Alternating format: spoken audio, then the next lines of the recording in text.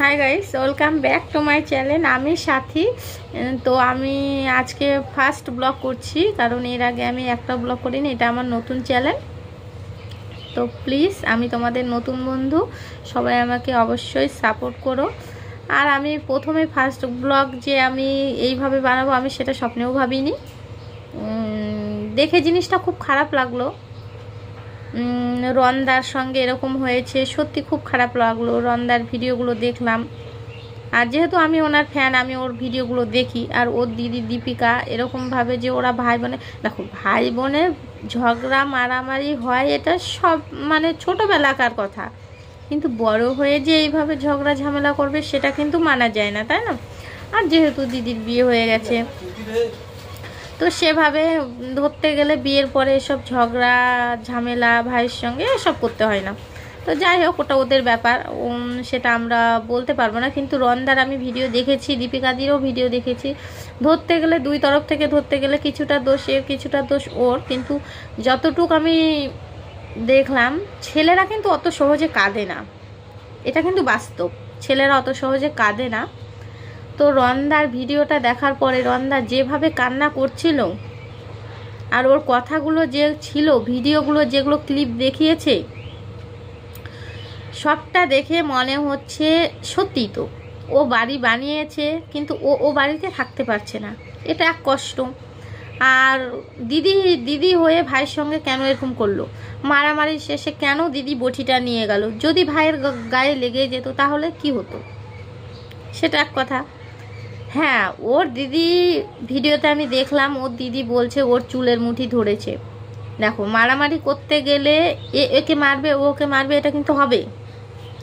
কিন্তু আমি বলবো, তুমি তো দিদি, দীপিকা দি, তোমাকেই বলছি, তুমি তো দিদি, তুমি না হলে ভাইকে একটু ক্ষমাই করে দিতে। হ্যাঁ, ও তোমাকে বলেছিল যে তোমার হচ্ছে বর ঘুষ দিয়ে চাকরি পেয়েছে। হ্যাঁ, যদি সেটা সত্যি হয়ে থাকে তো সেটা হ্যাঁ বলবে যে হ্যাঁ ঘুষ দিয়ে পেয়েছে, তো কি হয়েছে? ভাই তো, নাকি ক্ষমা করে দেওয়া যেত না? এই কথাটা কি খুব অন্যায়? তাই নিয়ে এতখানি মারামারি তোমরা করবে, সত্যি এটা আমরা স্বপ্নেও ভাবিনি। তো যাই হোক, খুব খারাপ লেগেছে। রন্দার এগুলো নোকের আঁচড়, এগুলো পুরোটা এখানে এখানে এগুলো সব নোকের আঁচড় আছে, পুরোটা কেটে গেছে। তো যাই হোক, খুব খারাপ লাগছে দেখে। ছেলে মানুষ কখন কাঁদে?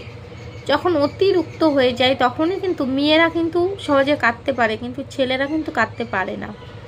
তো রন্দার কান্না দেখে আমার সত্যি, আমি নিজে কেঁদে ফেলেছি, যেখানে আমি মানে সহ্য করতে পারিনি ওই রন্দার কান্না। তো যাই হোক, তোমরা তো দেখেছো বন্ধুরা, এই ভিডিওটা নিয়ে অনেকেই ভিডিও করেছে, তো তার জন্য আমিও ভিডিওটা করলাম। ভাবিনি ফার্স্ট ভিডিওটা এইভাবে করতে হবে, কিন্তু আমার নিজেরই খারাপ লাগছে। তাও আমি পরে দেখলাম, আবার ভালো করে দেখলাম, ওর মা বাবাও কিন্তু দিদির দিকেই আছে। ছেলে হয়ে ছেলের দিকে কিন্তু মা বাবা নেই, সবাই কিন্তু ওর দিদির দিকেই আছে। তার জন্য ভাবলাম যে সত্যি রন্দা নিজে মুখে বলেছে, ও কিন্তু 3 মাস ধরে ভাড়া বাড়িতে আছে। 3 মাস ধরে ও ভাড়া বাড়িতে আছে, নিজে রান্না করে, নিজে খায়, নিজের জামা প্যান্ট ধয়। কেন? মা বাবা আছে। আর রন্দা যেখানে থাকে সেইখানে মানে রন্দার নিজের বাড়িতে ওর দিদি যাইবু গিয়ে আছে। কেন? আর যাইবু হয়ে কেন মারবে শালাকে? এটা অন্যায়। যেখানে নিজের জামাই নিজের ছেলেকে মারছে, সেখানে মা বাবা কি কোনো প্রতিবাদ করলো না? কেন? এটা করা উচিত ছিল তো, তারা করেনি। তো যাই হোক, তবে আমি এটাই বলবো রন্দাকে, যে সত্যি রন্দা, তোমার সঙ্গে এটা কিন্তু খুব খারাপ হয়েছে, এটা আমরা কোনোদিনও চাইনি। তো যাই হোক,